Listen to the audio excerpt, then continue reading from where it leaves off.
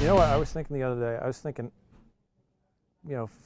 5, 10 years ago, I could not even imagine using a player's iron.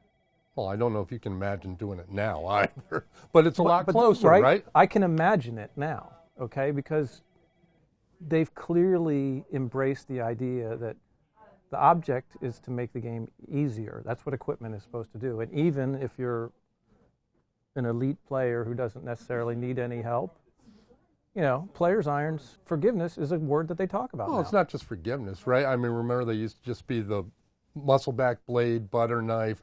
That was what made everybody Tour Pro cool. And, what a lot of people don't realize now is those guys that still want to play those clubs, about 40% of the PGA Tour is using cavity back irons with some sort of forgiveness in them.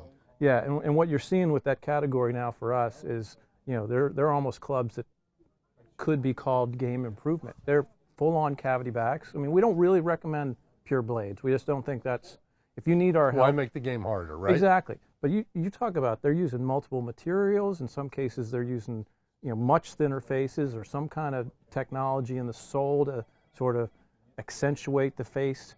You don't think about it, but distance is part of the equation with a player's iron. Well, sure. Like when we were talking with Hank Haney, right? The best way to maximize your potential is to maximize your distance.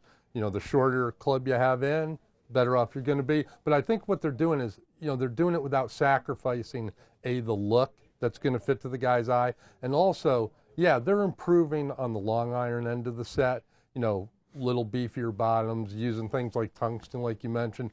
But in the short irons, they're making sure that they can still keep that ball flight down, which is what that better player wants. No, exactly. I mean, I think across the board in our player's iron category, you're going to see thinner top lines, you're going to see narrower soles, you're going to see the ability to fade shots in or draw them in. They're still going to be workable clubs.